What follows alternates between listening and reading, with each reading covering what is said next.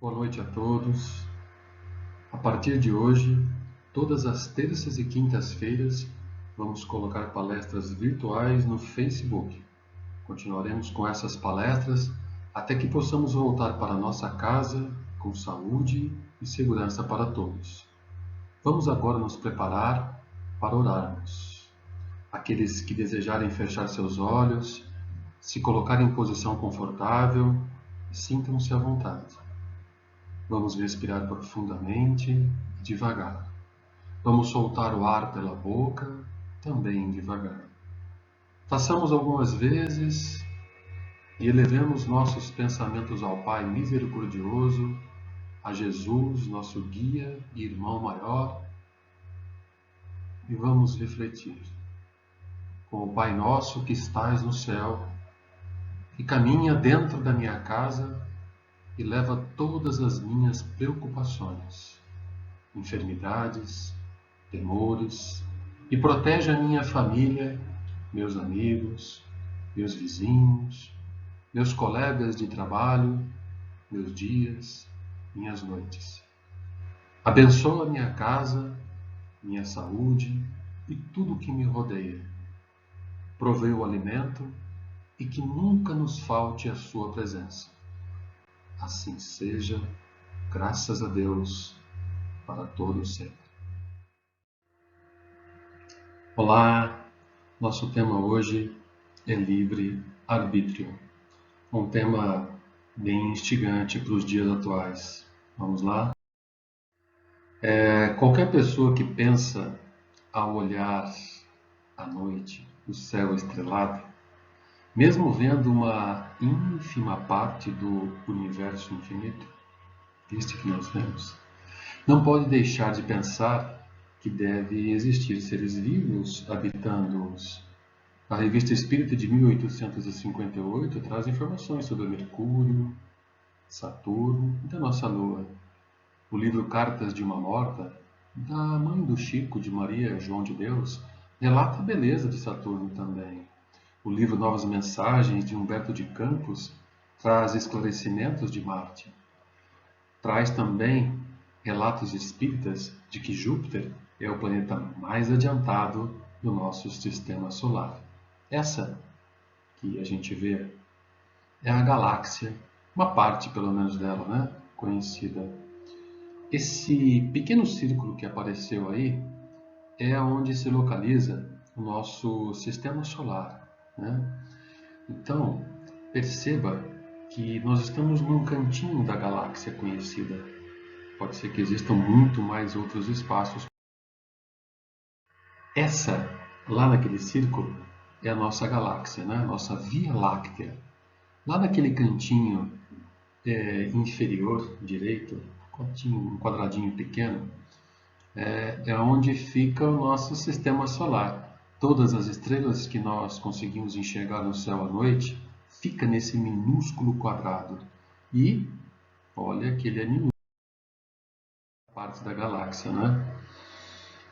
Olha aí o nosso sistema solar. Percebam o nosso planeta, né? O seu tamanho. A seta aí colocou um pouquinho entre ele e Marte, né? Mas percebam ele em comparação ao tamanho do Sol. Então o Sol é bem grande, né? Muito grande. Caberiam cerca de 109 planetas terras dentro do Sol. Ele é bem pequeno perto de outros sóis. Esse VV Cephei, que é o maior hoje conhecido, né, pela ciência, ele tem um diâmetro de 6 bilhões de nossos sóis. Bastante, não? Deixo vocês aí com essas imagens impressionantes para refletirmos. Onde estamos? Quem somos nós para poder decidir ou não decidir alguma coisa? Vamos refletir juntos isso. Olha o tamanho do Sol ali em relação ao Cephei. Vamos agora desses mundos todos que dentro da nossa galáxia, dentro do universo, existem diferentes mundos habitados. Um desses mundos, o primeiro desses mundos, onde a alma por assim dizer, nasce, né? Se é criada, aparece, surge da criação divina, são os mundos primitivos. Mundos destinados às primeiras encarnações da alma humana, a vida é toda material, se limita à luta pela subsistência. O senso moral é praticamente nulo e por isso mesmo as paixões reinam soberanas. O nosso planeta já passou por isso. Nós já vivemos num planeta. O próximo mundo habitado é o nosso, né? São os mundos de expiação e provas, do qual a Terra faz parte. Nosso planeta atual está nos mundos de expiação e provas. O mal predomina e o homem vive a braços com as misérias. Habitados por seres imperfeitos que já realizaram um certo progresso. A princípio, essas falhas são ocasionadas por imperfeições e misérias morais. E olha só, você pensa que é de hoje isso, né? Vem de bastante tempo, hein?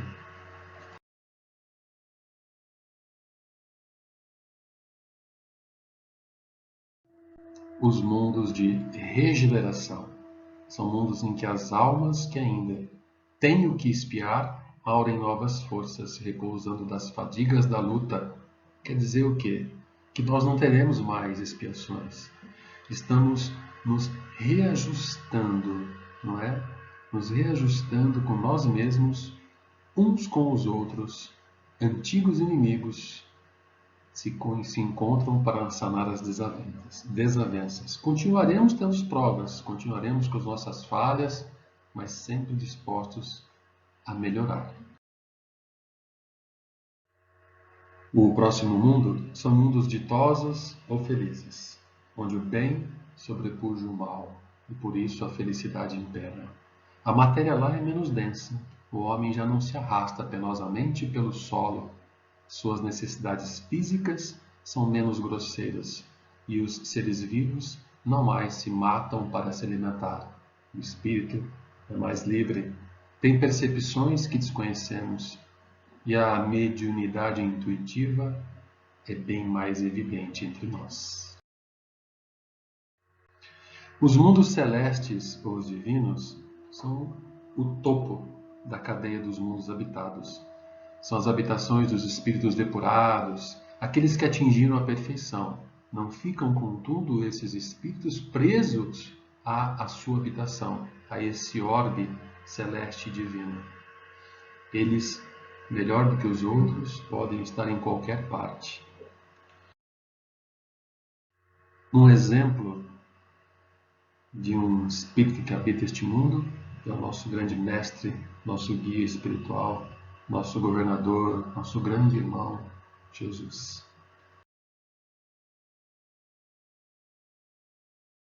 Vamos agora à classificação dos espíritos. Essa classificação, ela se funda no seu grau de desenvolvimento, nas suas qualidades por nós adquiridas e nas imperfeições de que ainda não nos livramos. E olha, essa classificação que eu te vou apresentar não tem nada de absoluta. É só um exemplo para que no nosso atual entendimento podemos perceber de como é. Começamos com a terceira ordem. São as dos espíritos imperfeitos, aqueles em que predomina a ignorância, o desejo do mal e das paixões más que lhes retardam o progresso. Nós, na grande maioria, aqui encarnados e desencarnados nesta morada planetária chamada Terra, estamos nessa terceira ordem de espíritos imperfeitos. A segunda ordem são dos espíritos bons, aqueles nos quais o desejo do bem é predominante. Que delícia que deve ser isso, não? E por último, a primeira ordem, de espíritos puros, aqueles que chegaram à perfeição. E eis que o nosso irmão Jesus, nosso guia espiritual, nosso grande amor, nosso mestre, ele pertence a essa primeira ordem de espíritos puros. Que assim seja. E que possamos chegar lá também por caminhos suaves, Um dos princípios da doutrina espírita é a reencarnação, entendida pelos orientadores espirituais como necessária à evolução humana, pois uma só existência corpórea é claramente insuficiente para que o espírito possa adquirir todo o bem que lhe falta e de desfazer de todo o mal que traz em si. Para nos auxiliar no processo ascensional, Deus nos concede o livre arbítrio. Uma vez que se o homem tem a liberdade de pensar, tem também a de agir. Podemos então afirmar que o ser humano é o árbitro do seu destino e que cada escolha, independentemente de suas motivações ou justificativas, acionam a lei de causa e efeito, em qualquer plano de vida que se situe, físico ou espiritual.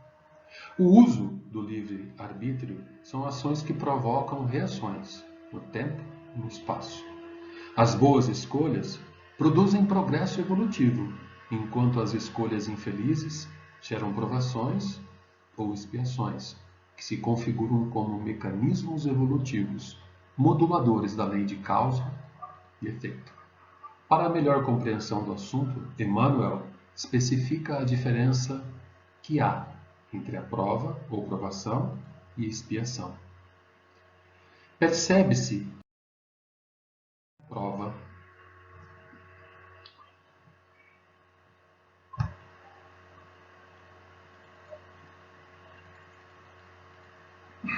tivemos um probleminha. Vamos lá. Percebe-se que a prova é a luta que ensina o discípulo rebelde e preguiçoso a estrada do trabalho e da edificação espiritual. Portanto, a prova assemelha-se a uma corrida de obstáculos que tem o poder de impulsionar o progresso humano. As provas sempre existirão, mesmo para espíritos superiores, por se tratarem de desafios evolutivos. A expiação, contudo, representa uma contenção temporária da liberdade individual, necessária à reeducação do espírito que, melhor utilizando o livre-arbítrio, reajusta-se às determinações das leis divinas. Nas expiações, o espírito vê-se colocado como prisioneiro das más ações cometidas pelo uso indevido do livre-arbítrio, para que não se prejudique mais.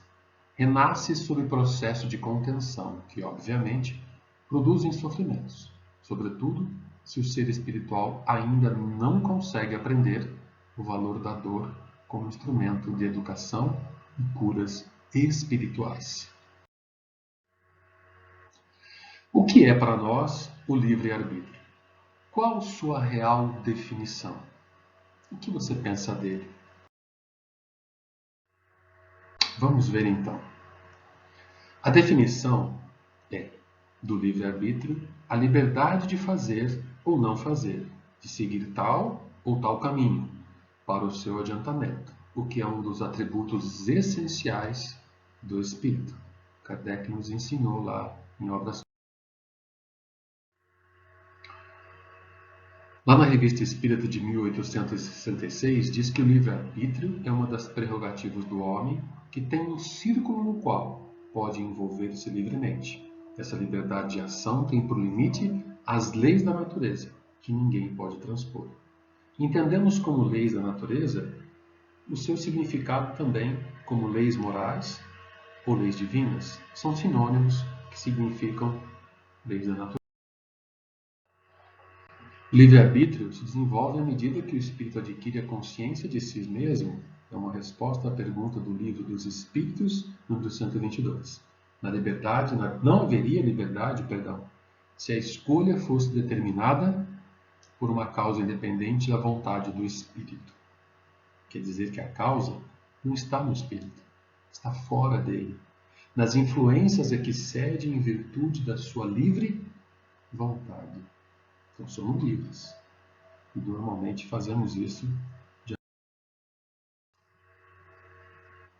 de acordo com as nossas influências. O desenvolvimento do livre-arbítrio acompanha o da inteligência e aumenta a responsabilidade dos atos respostas à pergunta 780A do Livro dos Espíritos. O homem tem liberdade relativa porque o limite da manifestação da vontade individual se encerra quando começa a liberdade alheia. Esse texto está lá no estudo aprofundado da doutrina espírita, publicado pela FEB, não é? E esse texto dá clara alusão à lei da liberdade, uma das leis divinas, onde nenhum homem goza de liberdade absoluta. Também podemos perceber que isso está ligado àquele velho ditado. Na verdade, o ditado é que está ligado a isso, né? Minha liberdade termina quando começa a liberdade do outro, não é? Então percebemos que existem mais coisas aí dentro do livre-arbítrio. Vamos refletir, então, sobre o que nós falamos até agora. Na escala evolutiva dos espíritos, estamos na terceira ordem, que é a mais atrasada. Terceira, segunda, primeira, onde está o Cristo. Ok? Olha só. Na categoria dos mundos, temos lá os mundos primitivos, de provas e expiações. Nós estamos no mundo de provas, onde o mal predomina. E aí, eu pergunto, para mim e para vocês, será que temos a sabedoria moral suficiente de possuir o livre-arbítrio pleno? É de pensar, não?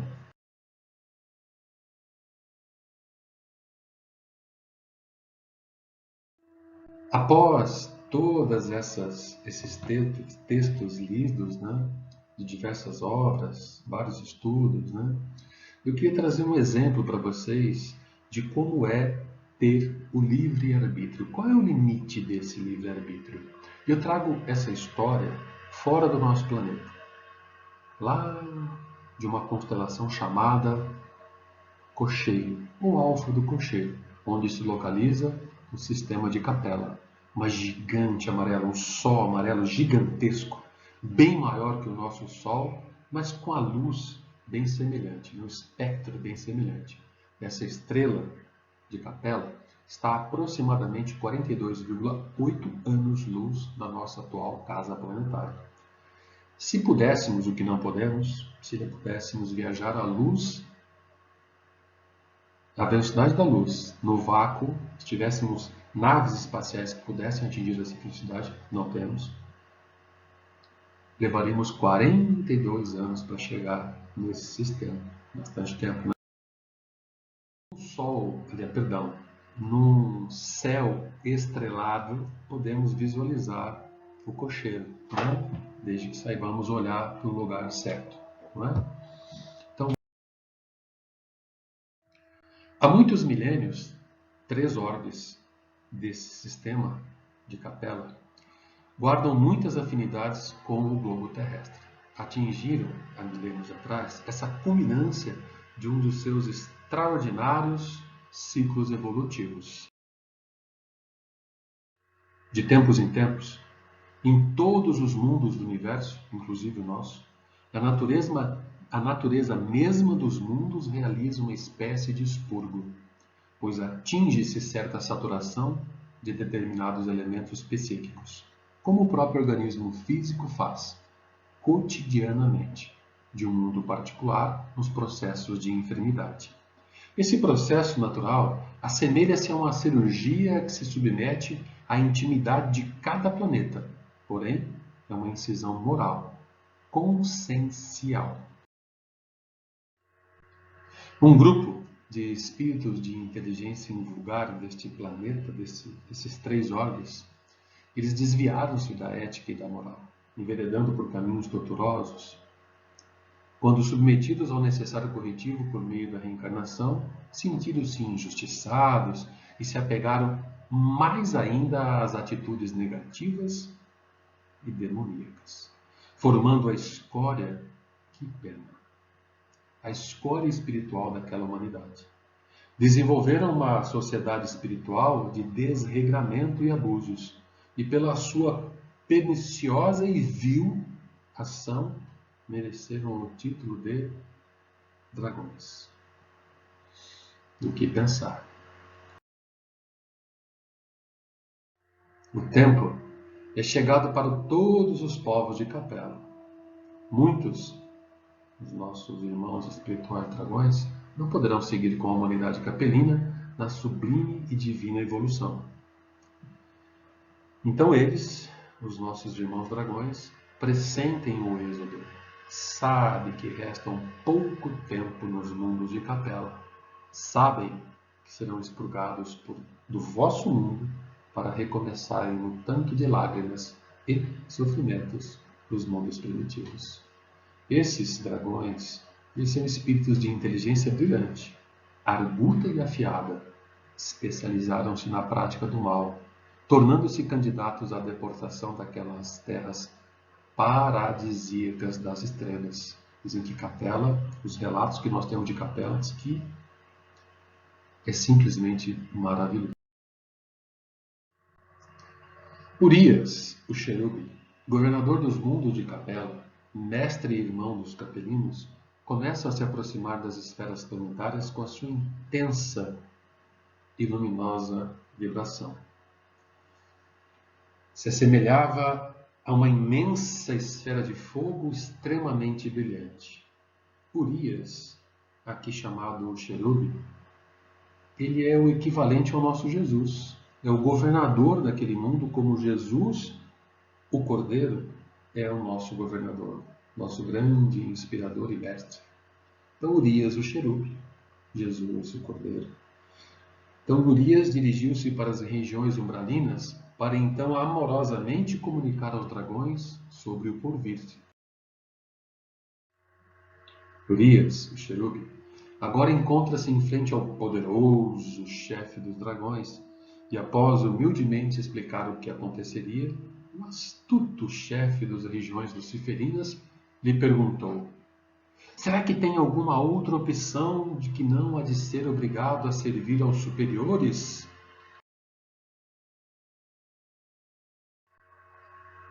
Urias responde carinhosamente: com certeza tem a sua liberdade, que jamais será contrariada.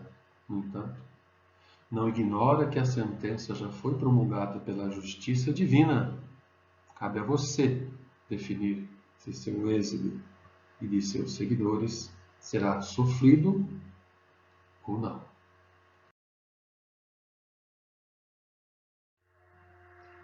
O dragão retruca com toda a sua empáfia, né? Então não vejo como há respeito à minha liberdade, nobre Urias.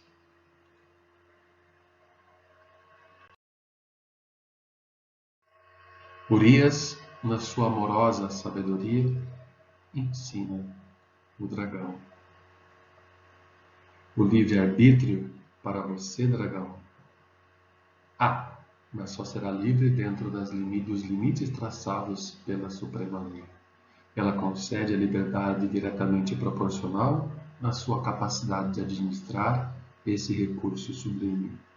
Urias quis dizer para o dragão de que ele abusou ao longo de milênios da sua capacidade de administrar o seu livre-arbítrio. Ele infringiu a lei suprema.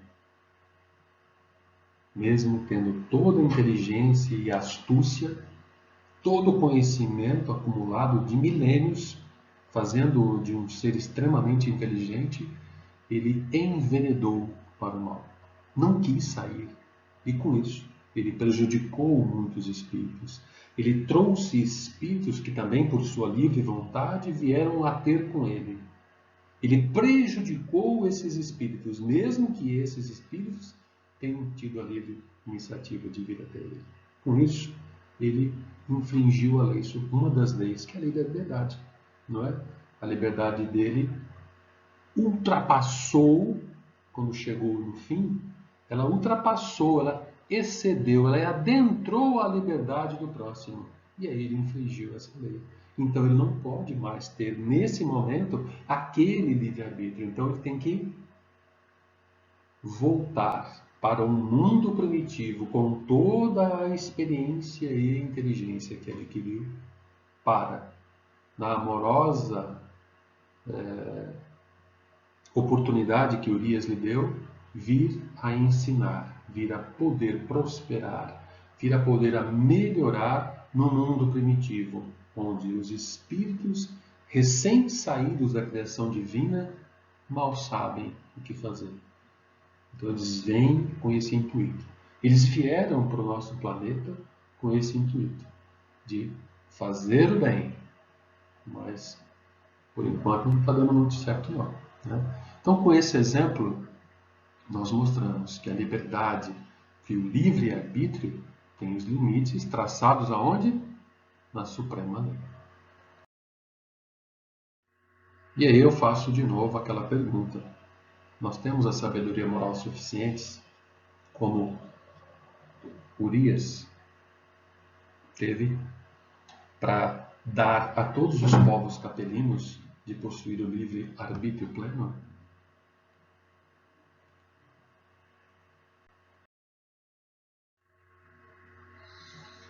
Eu faço outra pergunta para você, para mim também, para todos nós. O que temos feito com o nosso livre-arbítrio? Deixo todo esse conhecimento que acabamos de nos absorver, né? Absorver todo esse conhecimento, aprendermos juntos sobre esse tema tão empolgante e tão necessário nos dias atuais. Eu deixo essas duas perguntas. Nós temos o livre-arbítrio pleno? O que você tem feito com o seu? Meus irmãos, muito a que pensar, não? E para encerrar, deixo vocês com esse pensamento de um brilhante cientista que passou pelo nosso planeta na nossa época, Carl Sagan. Diante da vastidão do tempo, da imensidão do universo, é um imenso prazer para mim dividir um planeta e uma época com vocês. Deus abençoe a todos nós. Um beijo no coração de todos. Que possamos chegar ao Cristo. Assim seja. Vou fazer agora a oração de encerramento do dia de hoje desta palestra. Aqueles que desejarem fechar seus olhos, se colocarem em posição confortável, sintam-se à vontade. Vamos respirar profundamente e bem devagar. Vamos soltar o ar pela boca também devagar. Façamos algumas vezes. Elevemos nossos pensamentos ao Pai misericordioso, a Jesus, nosso guia e irmão maior. Rogamos a permissão para humildemente vibrar a cura para todos os irmãos encarnados e desencarnados. Vamos refletir. Há um lugar no seu coração, e eu sei que é amor. E este lugar pode ser muito mais brilhante do que amanhã. E se você realmente tentar, você descobrirá que não há necessidade de chorar. Neste lugar, você vai sentir que não há mágoa ou tristeza. E há caminhos para chegar lá. Eu sei que você se importa o suficiente com a vida. Crie um pequeno espaço. Crie um lugar melhor. Cure o nosso mundo. Faça dele um lugar melhor para você e para mim, para toda a raça humana. Há pessoas morrendo. Se você se importa o suficiente com a vida, faça dele um lugar melhor. Se você quer saber por quê, porque é amor. Amor que não pode mentir. O amor é forte e ele se importa em dar alegria. Se nós tentarmos, nós veremos esta bênção. Não podemos sentir medo ou temor. Assim, sentiremos que sempre o amor é suficiente para crescermos. Então, faça um mundo melhor. Cure o mundo. Faça dele um lugar melhor. Que assim seja, graças a Deus, para todos sempre.